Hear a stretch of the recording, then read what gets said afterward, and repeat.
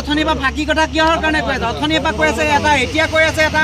আপোনাৰ প্ৰতিটো কথাতে সত্যতা প্ৰমাণ হৈ আছে, মিছা মিছা কথাবিলাক কৈ আছে।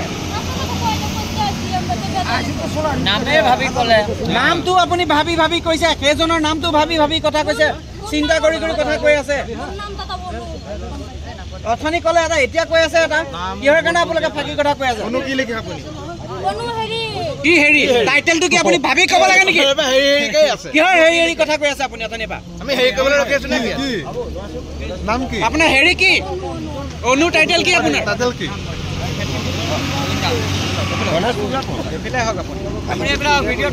টাইটেল কি আপোনাৰ? অনু কি লিখে? পাহৰিলে আপুনি কিয় ফাঁকি দি আছে? আপোনাৰ নাম টাইটেল নাজানে আপুনি? টাইটেল কি আপোনাৰ? মুছলিম ছোৱালী আপুনি? মুছলমান ছোৱালী হয়? খিলঞ্জীয়া বংগা বুলি এটা ভাগি আহিছে, বাংলাদেশৰ পৰা আহিছে। নাম কি? হাসিনা। অথনিৰ পৰা বেলেগ নাম কি কৈছিলি? অনু বুলি কিয় কৈছিলি? কোনে শিকাইছে? ক'বলৈ কোনে শিকাইছিলে?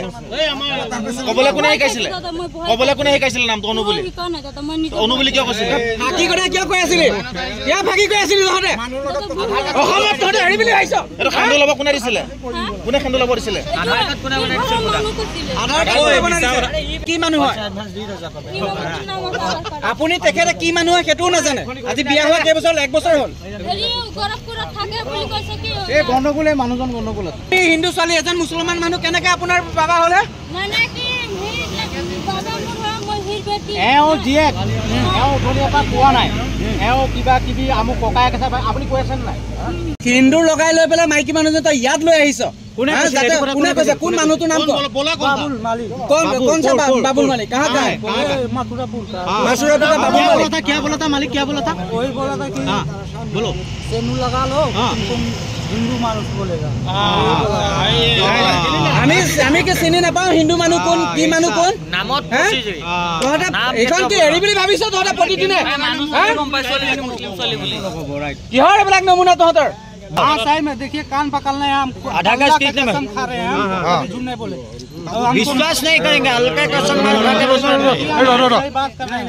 अल्लाह को अपने गांव में गोरखपुर में जे दुकान पे बोले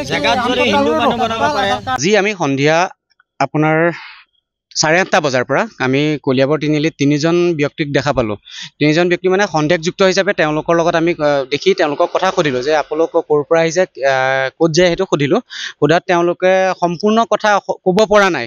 আৰু আমাৰ এইটোৱে সন্দেহ হৈছে তেওঁলোকে যি এগৰাকী মহিলা মানুহ, 2জন মতা মানুহ আছে, তেওঁ মহিলাগৰাকীয়ে তেওঁ শিৰত সেন্দুৰ আৰু ডিঙিত মংগলসূত্ৰ লৈ আহিছে।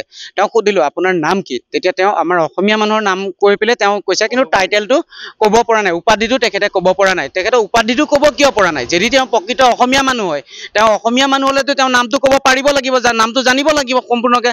তাৰপিছত আমি যেতিয়া সোধপোছ কৰিলোঁ, বিলাসী থানাই যেতিয়া আমি আহি পেলাই তেওঁলোকৰ লগত সোধপোছ কৰিলোঁ, সোধপোছ কৰাৰ লগে লগে তেওঁলোকৰ প্ৰত্যেকটো সত্য কথা ওলাই আহিছে যে তেওঁ মুছলিম মানুহ। তেওঁ মুছলিম মানুহ, বংগমূলীয় মুছলিম, আমাৰ খিলঞ্জীয়া মুছলিম নহয়। তেওঁলোক বংগমূলীয়ভাৱে তেওঁলোকে কোচবিহাৰৰ পৰা আহিছোঁ বুলি কৈছে, য'ত নেকি তেওঁলোকে আমাক ফাঁকি দি আছে, য'ত উচ্ছেদ হৈ আছে।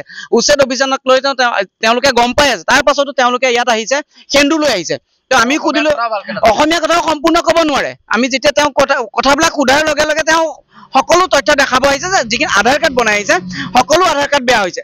আমাৰ মূল কথা হৈছে বংগমূলীয় যিসকল মুছলমান আছে, আহি আমাৰ অসমত বহুত ধৰণৰ কিছুমান চোৰাংচীয়া হিচাপে তেওঁ এতিয়া কৈছে কোচবিহাৰৰ পৰা আহিছোঁ বুলি। তো কোচবিহাৰৰ পৰা অহা মানুহজনে আমাৰ অসমৰ পৰা তেওঁ বাহিৰা কিছুমান অসমৰ তথ্য বাহিৰত লিক কৰিব বিচাৰি আছে।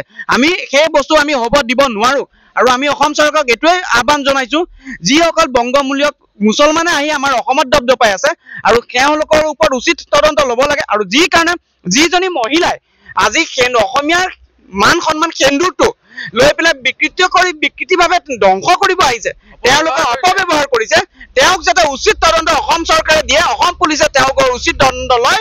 আমি অসম পুলিচৰ ওচৰত এইটোৱে অনুগ্ৰহ জনাইছোঁ, যাতে আমাৰ অসমীয়াৰ স্বাভিমানক তেওঁলোকে অপকৃত কৰিছে, অপমান কৰিছে, আঘাত কৰিছে। অসমীয়াৰ সেন্দুৰখন, আমাৰ মাৰ আই মাতৃৰ যি সেন্দুৰখন তেওঁলোকে বিকৃতি কৰিছে। তো সেই বস্তুটো আমি অপমান গ্ৰহণ কৰিব নোৱাৰোঁ। তো আমি বাৰে প্ৰতি ধিক্কাৰ দি আছোঁ তেওঁলোকক। অসমত আহি তেওঁলোকৰ বংগমূলীয় যিবিলাক গেদা আছে, বংগমূলীয় গেদা তেওঁলোকৰ অতপালি ইয়াত নচলিব। আমি বাৰে প্ৰতি সকীয়াই আছোঁ।